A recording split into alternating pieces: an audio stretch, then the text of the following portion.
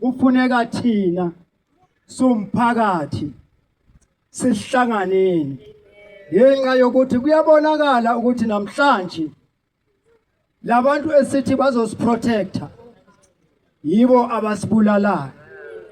Ibhlungu lento kumndeni, ibhlungu lento kumphakathi, ibhlungu lento kuwonke umuntu onefamily. Silahlekelwe kakhulu, sidabuke kakhulu.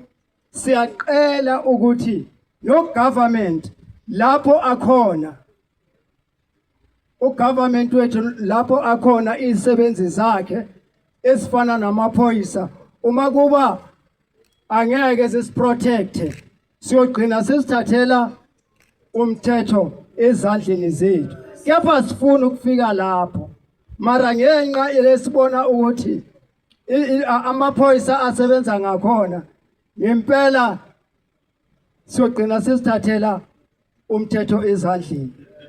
Ngenxa yokuthi ngempela umfowethu bekangaphathanga ngisho isibhamu. Ngempela umfowethu bekangatshontshanga imoto. Imoto ahamba ngayo imoto yomsebenzi womlungu wakhe.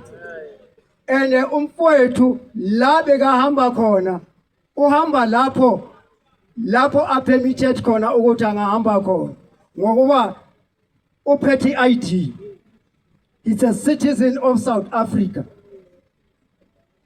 Kepha namhlanje sikhuluma sihlangene la ukuthi uJabu is no more. Uyenzeni uJabu? Sisazibuza imibuzo namhlanje. Kepha umthetho uma ungakhoni ukuthi usincede kulento levelile, singabantu ene singabantwana bakaNkulunkulu. Loyo oyenzile kumele ukuthi ajeziswe. Ngoba masibheka siwumndeni besabheka izinto eziningi kuJabulani. Abantwana bakaJabulani basasebancane mabazoluza ubaba ngendlela efana nale akujabulisi.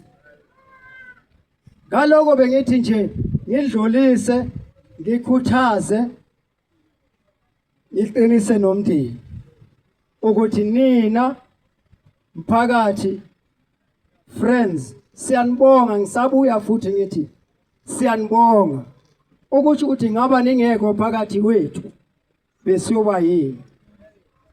Yenzani njalo, ningayenzeli ithi kuphela, kepha uNkulunkulu uyazi.